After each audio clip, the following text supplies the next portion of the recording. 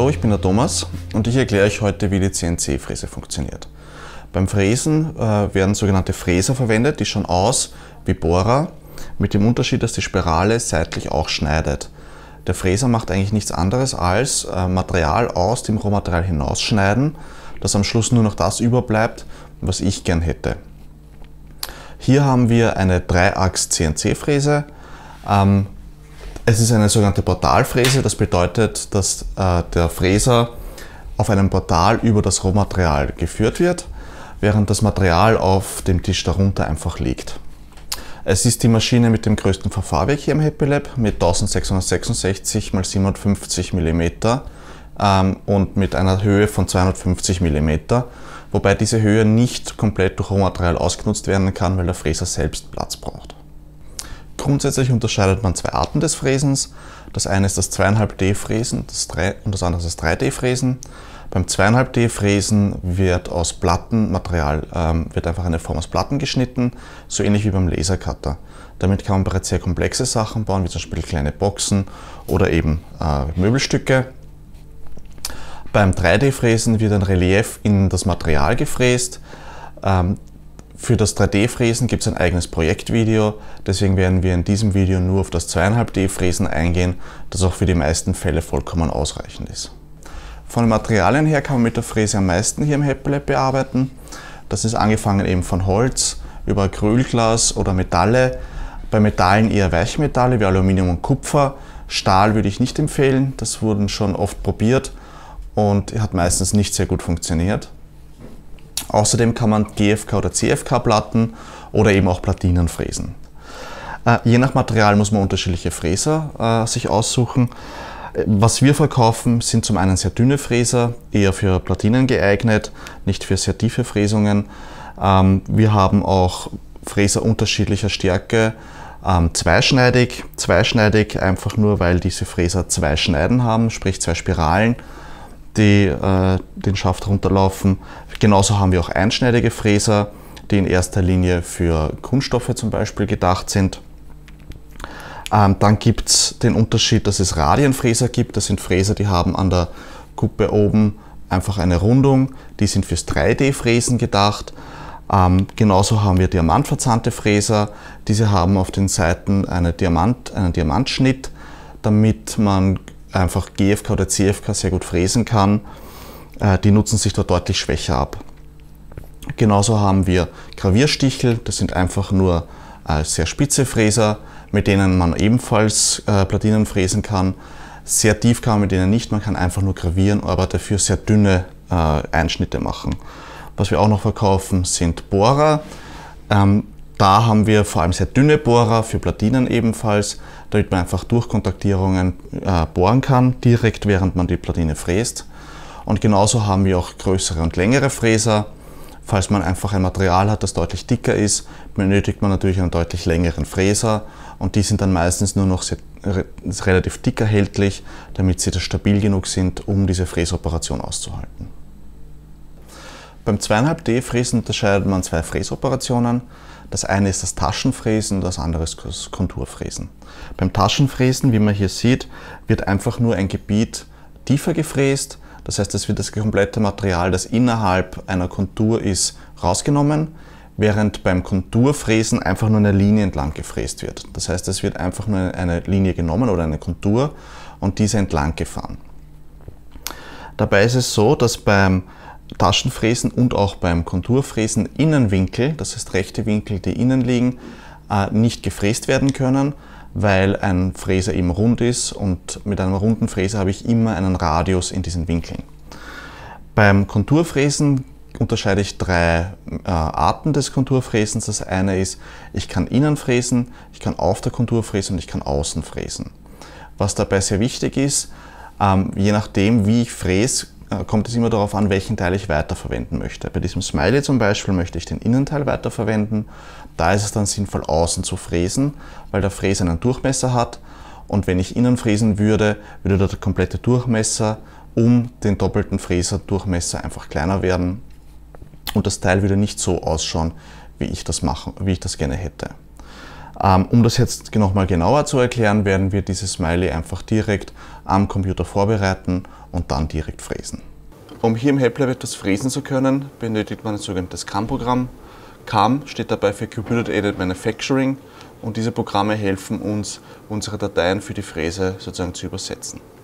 Hier im HelpLab verwenden wir das sogenannte VCarve Pro. Das Besondere ist, wir haben hier eine Makerspace Edition, bedeutet, es gibt für dieses Programm eine gratis Probeversion, mit der man allerdings keinen Code für die Fräse erzeugen kann und mit dem man auch normalerweise nicht in eine Bezahlversion wechseln kann. Bei der Makerspace Edition gibt es aber eine sogenannte Makerspace ID, die steht bei uns im Wiki. Das kann ich auch kurz zeigen. Einfach unter CNC-Fräse steht sowohl die Makerspace ID für Wien und Salzburg als auch die für Berlin. Und die kann ich dann in der Gratis-Probeversion unter Hilfe, Infos zu VCarve Pro, gibt es einen Button, wo man die Makerspace ID einträgt und dann kann man die Dateien, die man zu Hause vorbereitet, hier am Computer aufmachen und für die Fräse exportieren. Um jetzt einen Code zu erstellen, kann ich im Programm einfach sagen, vorhandene Datei öffnen und wir empfehlen eine DXF-Datei, weil das einfach am besten funktioniert in unserer Erfahrung. In dem Fall nehme ich einfach meinen Smiley, sage öffnen und dann wird die Datei geöffnet und das Programm sagt mir schon, wie groß diese Datei in etwa ist. Wichtig dabei ist, das Programm weiß zwar die Zahlenwerte, wie groß die Datei ist, aber sie weiß nicht, in welcher Dimension. Hier steht jetzt bei uns Millimeter, das ist vorausgewählt. Einfach darauf achten, dass auch wirklich Millimeter ausgewählt ist, weil sonst kann natürlich hier auch ein Fehler passieren. Auch kontrollieren, ob die Zahlenwerte stimmen. Manchmal passiert es, dass zum Beispiel unabsichtlich in Zentimeter exportiert wird. Er importiert es dann in Millimeter, dann stimmt natürlich auch das Maß nicht. Bei der Stärke bzw. bei der Dicke tragen wir einfach die Materialstärke an, die wir auch wirklich haben. In dem Fall eine 19 mm MDF-Platte. Das ist deswegen wichtig, weil das Programm einen warnen kann, wenn man zu tief fräst und das funktioniert nur korrekt, wenn man eben diese Stärke einträgt. Auf den G-Code selbst, den wir für die Fräse benötigen, hat das keinen Einfluss. Beim Nullpunkt empfehlen wir immer auf die Oberfläche zu setzen und beim XY-Nullpunkt entweder links oder rechts unten. Ich würde hier einfach links unten verwenden, das ist das, was wir üblicherweise nutzen. Dann gibt es hier diese Nullpunktverschiebung. Das Programm versucht, den Nullpunkt aus der Datei zu verwenden. Der sitzt erfahrungsgemäß nicht an der Stelle, wo ich ihn haben möchte. Deswegen wähle ich dieses Nullpunktverschieben ab, damit der Nullpunkt auch wirklich dort sitzt, wo ich ihn gerne hätte. Dann kann ich hier einfach auf OK gehen. Dann gibt es hier Tools, mit denen ich die Vektoren umzeichnen kann. Wir empfehlen, wenn irgendwas mit den Vektoren nicht stimmen sollte, das im Originalprogramm zu ändern, damit einfach das, was gefräst wird, auch wirklich der Originaldatei entspricht und sich das nicht unterscheidet. Wenn das soweit passt, kann ich einfach auf Umschalten zu Werkzeugweg klicken und bekomme dann auf der rechten Seite meine Werkzeugweg-Operationen, die ich auswählen kann. Zunächst möchte ich die Augen und den Mund als Tasche fräsen, einfach vertiefen. Dafür wähle ich eben die Augen und den Mund aus und kann dann auf Taschenfräsbahn erstellen gehen. Da habe ich einfach die Anfangstiefe einfach auf 0 lassen und die Frästiefe kann ich auf 5 mm setzen. Dann sind die Augen und der Mund 5 mm tiefer als die Oberfläche. Beim Werkzeug selbst gehe ich einfach auf Auswahl und wähle einfach beim Holz MDF den 6 mm Fräser aus. Die Schnittwerte stimmen hier schon für Holz, die sind schon so vorgesetzt. Was wichtig ist bei den Fräsern selbst, man kann auch selbst einen Fräser anwählen. Sollte man unterschiedliche Fräser verwenden, müssen die sich durch die Werkzeugnummer unterscheiden. In dem Fall werden wir nur einen verwenden, da wird das nicht entscheidend sein. Aber wenn man unterschiedlich verwenden möchte, unbedingt unterschiedliche Werkzeugnummern angeben. Das ist vor allem dann entscheidend, wenn man zum Beispiel sehr große Flächen fräsen möchte, nimmt man üblicherweise einen sehr großen Fräser. Wenn man aber dann gleichzeitig auch sehr kleine Details benötigt, muss man zusätzlich einen kleinen Fräser auch noch verwenden. Die müssen sich durch die Werkzeugnummer unterscheiden. Bei der Frässtrategie gibt es entweder Kontur oder Winkel. Bei Kontur wird mehr oder weniger spiralförmig gefräst, beim Winkel wird das Ganze abgerastert. Was man da wählt, ist reine Geschmacksfrage. Ich fräse runde Sachen üblicherweise in Kontur, eckige mit Winkel. Dann gehe ich auf Berechnen und bekomme eine 3D-Ansicht, wie die Werkzeugwege sozusagen im Material ausschauen. Zurück bei der 2D-Ansicht möchte ich jetzt noch das Smiley ausschneiden. Das heißt, ich wähle die äußere Bahn aus und wähle dann die Konturbahn aus. Auch hier habe ich wieder meine Anfangstiefe, die lasse ich auf 0. Die Frästiefe setze ich in dem Fall eben auf 20 mm, das heißt wir fräsen um 1 mm tiefer als das Material stark ist, schlicht und ergreifend, damit ich auch tatsächlich durchs Material durch bin. Es wäre unglaublich ärgerlich, wenn ich da 3 Stunden fräse und mir am Schluss ein 1/10 mm Material überbleibt. Deswegen einfach 1 mm mehr reinschreiben, damit man garantiert durch ist. Daraus folgt aber auch, dass man unbedingt ein sogenanntes Opfermaterial unterlegen muss. Das sind im Normalfall Holzplatten, die man unter sein Rohmaterial legt, dass nicht die Fräse, sondern eben dieses Opfermaterial angefräst wird, wenn man durchschneidet. Opferplatten sind im Happy Lab grundsätzlich vorrätig, muss man nicht unbedingt selbst mitnehmen. Beim Werkzeug wähle ich auch hier wieder den 6 mm Holzfräser aus. Danach habe ich noch die Bearbeitung, ob ich eben außen, innen oder auf der Bahn fräsen möchte. In dem Fall möchte ich den Innenteil weiterverwenden, deswegen muss ich unbedingt außen fräsen. Würde ich innen fräsen, würde ich zweimal den Fräserdurchmesser an Durchmesser für Smiley verlieren.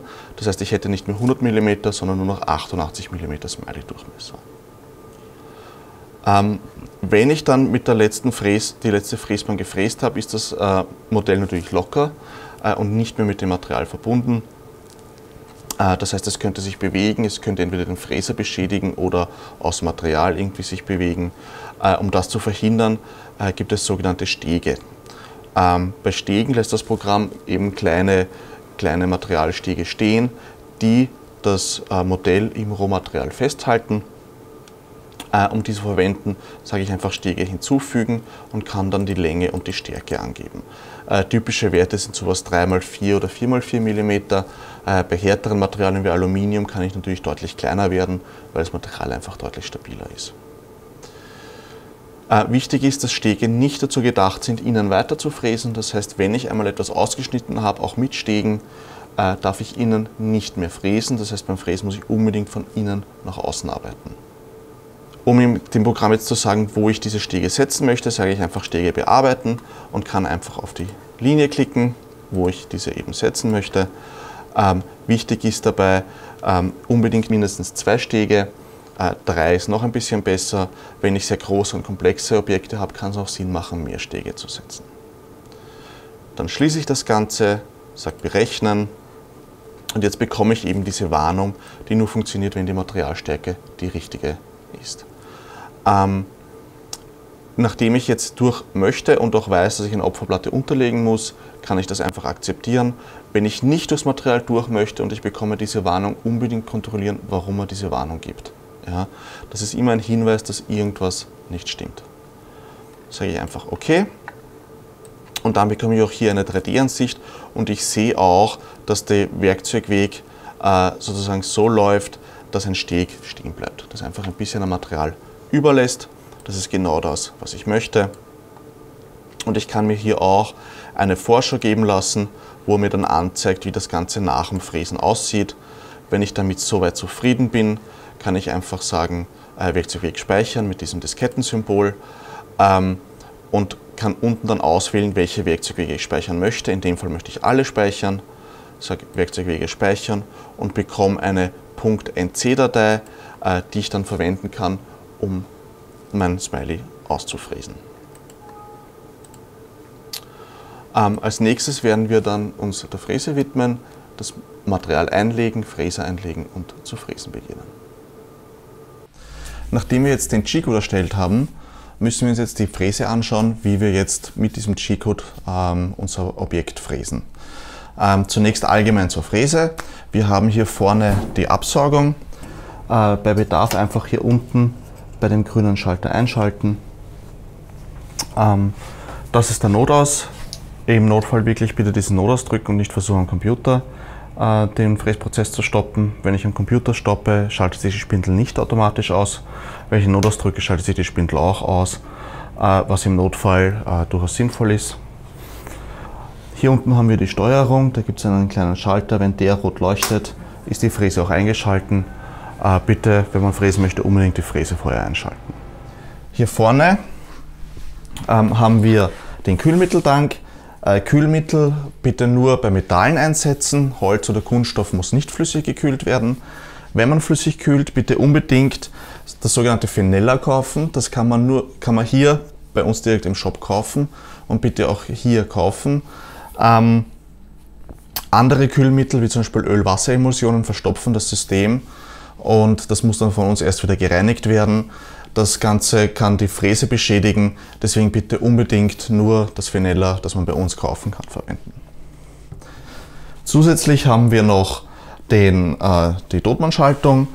Hier kann man einfach mit seiner Karte das Gerät einschalten. Das wird nach einer gewissen Zeit rot blinken, dann wird es beginnen zu läuten und wenn man bis dahin die Karte nicht wieder hinhält, wird das Gerät abschalten. Das Ganze ist einfach aus Sicherheitsgründen, dass man laufende Geräte nicht verlässt. Und wirklich jedes Gerät im Happy Lab, das läuft, bitte nicht verlassen, einfach aus Sicherheitsgründen. Die Fräse überprüft sich nicht selbst, das heißt die Fräse kann auch selbst in den Nutentisch fräsen oder in sich selbst fräsen und deswegen bitte unbedingt Geräte nie laufend verlassen.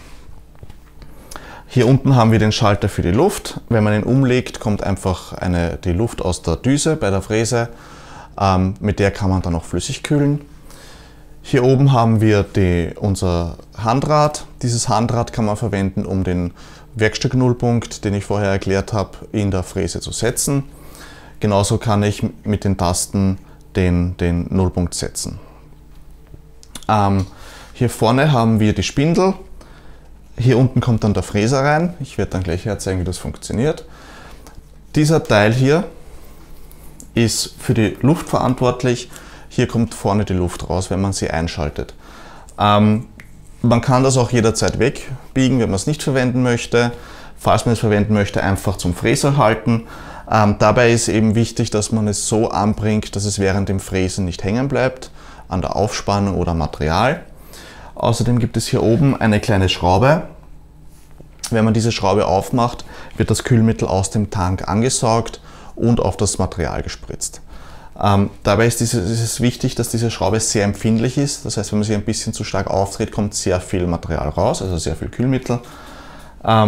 Wenn das System leer ist, sprich wenn im Schlauch kein Kühlmittel mehr ist und man dreht am Anfang die Schraube auf, dann kommt sehr lange nichts. Dabei einfach nicht nervös werden, einfach ein bisschen offen lassen. Nach einer gewissen Zeit kommt dann das Kühlmittel. Dieser weiße Teil, der hier drauf sitzt, das ist die Absaugung. Für die gibt es eben noch einen Aufsatz. Bitte unbedingt, wenn man die Absaugung verwenden möchte, diesen Aufsatz verwenden, sonst ist die Wirkung der Absaugung deutlich schwächer. Der ist einfach magnetisch gehalten und kann auch nur in einer Position befestigt werden. Einfach draufhalten und das Ganze hält von selbst. Bei der Höhe von dieser Vorrichtung ist es eben wichtig, im Idealfall berühren diese Lamellen unten das Material ganz leicht bei der letzten Fräsbahn. Ja, und zwar wirklich erst bei der letzten Fräsbahn. Dann ist zum einen die Saugwirkung am größten und zum anderen stört auch die Absaugung während dem Fräsen nicht. Die Höhe kann man einstellen, indem man so wie diese Schraube hier, gibt es eine auf der anderen Seite, indem man diese Schrauben löst und den Teil einfach runter und drauf schiebt. Wenn man die Absaugung nicht verwenden möchte, kann man den großen Teil einfach drauf lassen und den kleinen Teil einfach runternehmen und kann die Fräse so verwenden. Um jetzt einen Fräser einzuspannen, verwenden wir hier sogenannte Spannzangen. Die schauen so aus, haben wir in unterschiedlichsten Größen, von 1 mm bis 12 mm in Millimeterschritten. Diese verwenden wir zusammen mit der Spannmutter. Dabei ist die Reihenfolge wichtig. Die Spannzange muss zuerst in die Mutter gesteckt werden und dann erst der Fräser in die Spannzange. Dabei ist es so, wenn ich den Fräser dann in die Spannzange stecke, kann ich die Spannzange nicht mehr aus der Mutter entfernen. Das ist eben wichtig, dass dieser Effekt auftritt, weil die Mutter mir die Spannzange wieder aus der Spindel zieht. Wenn ich die wieder rausnehmen könnte, würde die Mutter die Spannzange nicht aus der Spindel ziehen. Danach schraube ich die Mutter einfach in die Spindel und nehme diese zwei Gabelschlüssel. Den kleineren verwende ich oben an der Spindel, den größeren unten an der Mutter und ich ziehe einfach fest. So ist der Fräser dann gut fixiert. Um jetzt unser Material, unser Smiley fräsen zu können, ist eben wichtig, weil wir durchfräsen, dass wir eine Opferplatte benötigen. Opferplatten sind in der Werkstatt vorrätig normalerweise. Es ist nicht garantiert, dass genau die passende Opferplatte vorrätig ist. Das heißt, wenn man spezielle Vorstellungen hat, unbedingt selbst besorgen. Jeder ist selbst verantwortlich, dass die Opferplatte, die man benötigt, auch vorhanden ist. Aber sonst liegen in der Werkstatt Holzplatten vor, die man als Opferplatte nutzen kann. Ich habe jetzt eine Opferplatte geholt. Wie man sieht, diese Opferplatten sind schon sehr stark angefräst, weil einfach schon sehr viele Leute die verwendet haben. Aber wenn eine Platte so aussieht, ist es offensichtlich, dass es eine Opferplatte ist und die kann man ohne Probleme verwenden. Diese Platte lege ich einfach in meine Fräse ein. Auf die Opferplatte lege ich dann das Rohmaterial auf. In dem Fall ist es einfach nur eine 19 mm starke MDF-Platte. Lege ich einfach auf die Opferplatte drauf. Und dann habe ich sogenannte T-Nutensteine. Diese T-Nutensteine heißen so, weil sie eben Steine sind, die man in sogenannte T-Nuten einsetzen kann.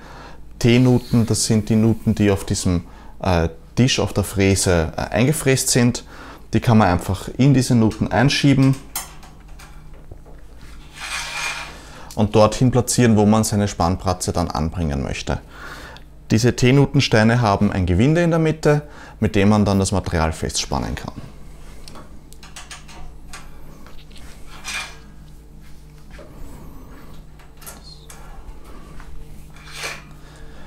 Je nach Größe von Material ist es sinnvoll, unterschiedlich viele Aufspannungen zu verwenden.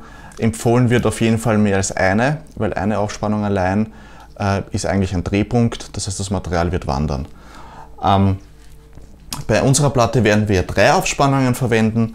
Bei sehr großen Platten kann es durchaus sinnvoll sein, deutlich mehr zu verwenden, vor allem wenn das Material sich biegt, dass man das Material wieder runterdrückt, damit man eine möglichst ebene Oberfläche hat.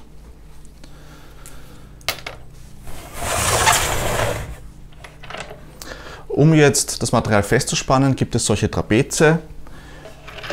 Die gibt es eben in unterschiedlichen Größen. Wir haben auch noch ganz große Trapeze und sogenannte Spannpratzen. Diese Spannpratzen werden dann verwendet, um das Material festzuspannen. Ich stelle einfach das Trapez neben das Material, lege die Spannpratze auf.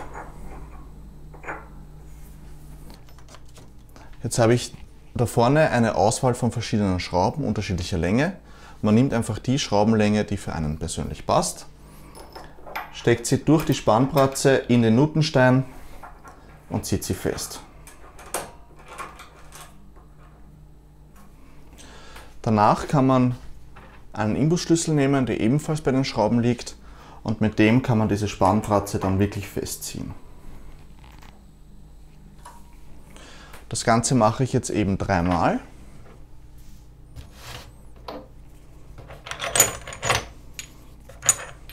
Für die 3 Aufspannungen, die ich verwenden möchte.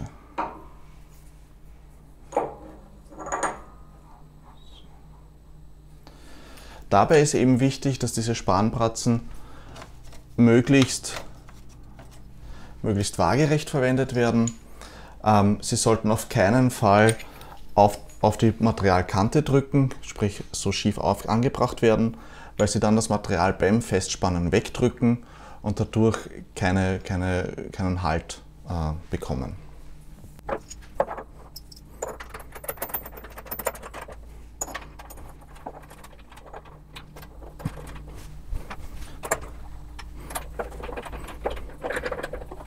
Um jetzt fräsen zu können, muss ich die Fräse einschalten. Dazu nehme ich einfach meine Mitgliedskarte und halte sie hier an den Totmann. Dann geht in der Fräse das Licht an und das ist das Zeichen, dass die Fräse freigeschalten ist. Als nächstes muss ich im Computer das USB-CNC starten. Das ist das Programm, mit dem ich dann die Fräse steuere. In dem Programm nutze ich dann den Code, den ich vorher im CAD2D erstellt habe. Nach dem Aktivieren der Fräse muss ich als allererstes die Fräse referenzieren. Dafür drücke ich einfach auf die Referenzsequenz und die Fräse fährt zu ihrem Maschinennullpunkt. Das ist der Punkt, wo sie jetzt gerade steht. Nachdem die Fräse referenziert ist, gehe ich einfach in das Jog-Menü. In diesem Menü kann ich mit der Fräse verfahren und ich kann den Nullpunkt setzen. Als nächstes wähle ich eine Geschwindigkeit aus. Daraufhin wird eine Achse im Programm rot angezeigt. Diese Achse ist die aktive Achse. Was bedeutet das? Ich kann mit dem Handrad diese Achse verfahren. Mit der roten Taste kann ich die Achse wechseln, das heißt, ich kann zwischen den einzelnen Achsen durchschalten und mit der grünen Taste kann ich die aktive Achse 0 setzen. In dem Fall ist die X-Achse aktiv, das heißt, wenn ich das Rad drehe, verfahrt die Fräse in dieser Achse und so kann ich den Nullpunkt einstellen.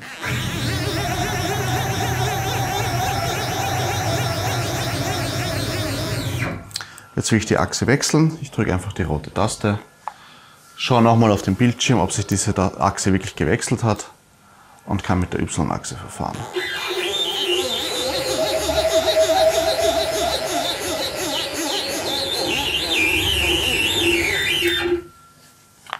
Dasselbe nochmal mit der Z-Achse.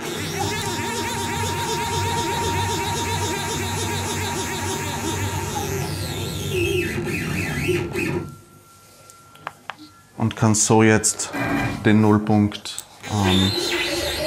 setzen. Den XY-Nullpunkt setze ich so, dass das Werkstück sich auf meiner Platte ausgeht und nicht gegen die Aufspannungen fährt. Um den Z-Nullpunkt zu setzen, gibt es zwei Methoden. Die eine Methode ist, man hat ein Blatt Papier, das legt man unter den Fräser und bewegt dieses, während man langsam auf dieses Papier zufährt. Wenn das Papier stecken bleibt, ist man an der Oberfläche und kann 0 setzen. Das wird eher für härtere Materialien empfohlen. Bei weicheren Materialien wie hier beim MDF würde ich persönlich die Spindel einfach mit der Hand drehen und langsam das Material zufahren, bis sich Span abhebt. Warum mit der Hand drehen? Wenn ich die Spindel einschalten möchte, muss ich die Türen zumachen. Wenn ich aber die Türen zumache, sehe ich nicht mehr richtig, ob sich Span abhebt. Deswegen würde ich bei weichen Materialien eben die Spindel mit der Hand drehen.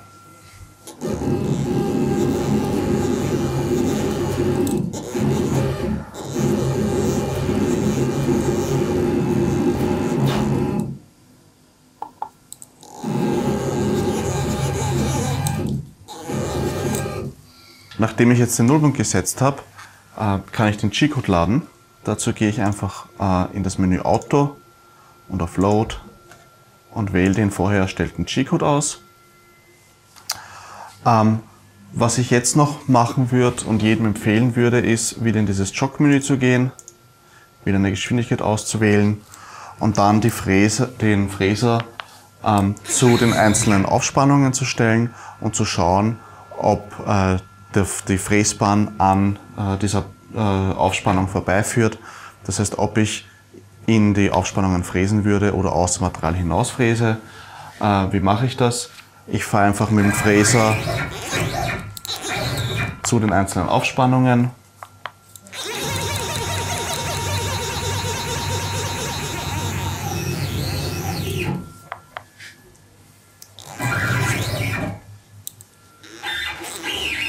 Und kontrolliere am Bildschirm, ob eine blaue oder eine rote Linie dort so vorbeiführt, dass ich in die Aufspannung fahren würde. In dem Fall fahre ich gegen keine Aufspannung. Aus dem Grund kann ich jetzt einfach nach oben fahren.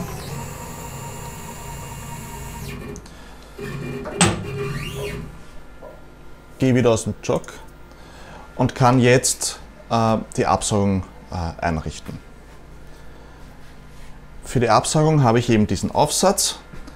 Den setze ich einfach auf die Fräse auf und sehe, dass der Aufsatz ein bisschen zu hoch sitzt. Mein Fräser ist relativ lang, deswegen muss ich den ganzen Aufsatz ein bisschen nach unten setzen. Dafür gibt es hier einen eigenen Imbusschlüssel. Das heißt, ich löse die Schrauben.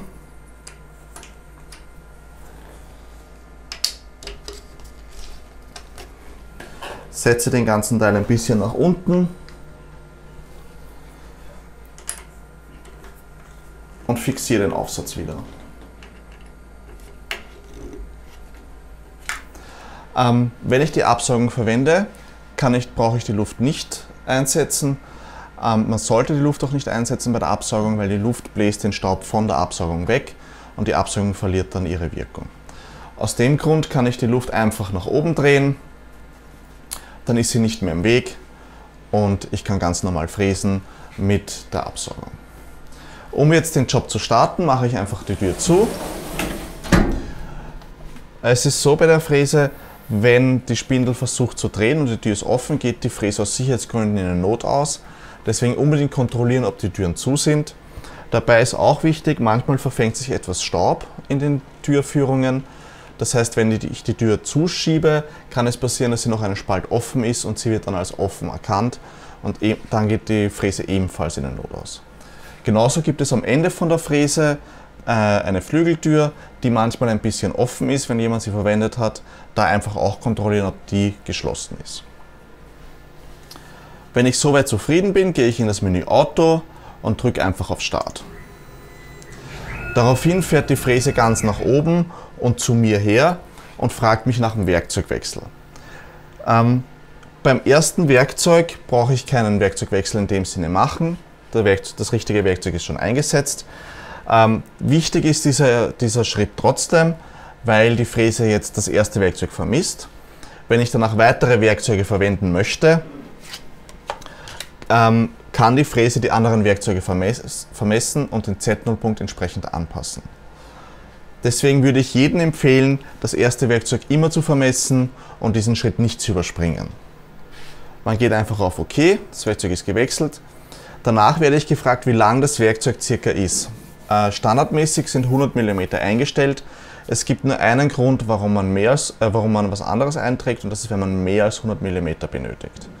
Das hat einen ganz einfachen Grund. Wenn ich das bestätige, fährt die Fräse nach hinten zu einem Schalter und fährt mit relativ hoher Geschwindigkeit auf diesen Schalter zu, bis sie 100 mm über dem Schalter ist. Wenn ich da einen Wert eintrage, der kürzer ist als mein Fräser, fährt die Fräse mit voller Wucht gegen diesen Schalter und der Schalter bricht. Das bedeutet einfach, wenn man hier einen Fräser kauft, die 100 mm stehen lassen. Wenn man einen Fräser hat, der länger als 100 mm sein könnte, einfach einen deutlich größeren Wert eintragen, damit man hier auf der sicheren Seite ist.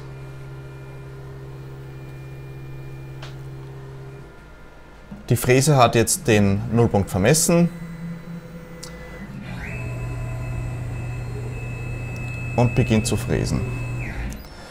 Dabei ist wichtig, die Absaugung einzuschalten.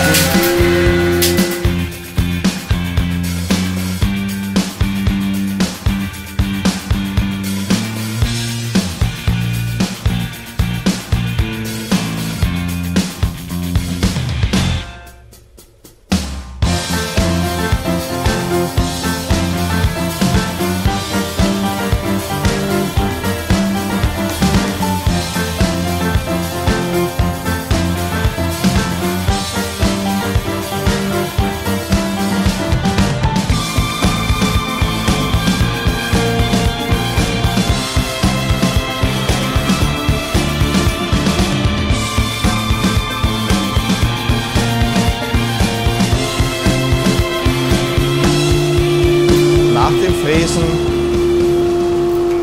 die Absaugung wieder abschalten und mit dem Handrad einfach aus dem Weg fahren.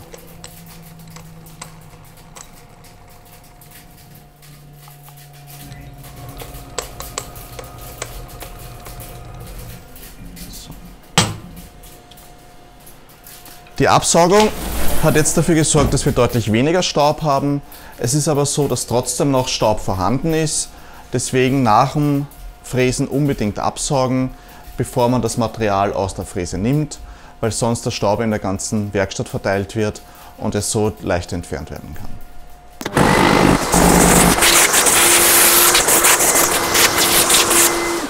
Entferne den groben Staub aus der Fräse und kann jetzt mein Material wieder aus der Fräse nehmen.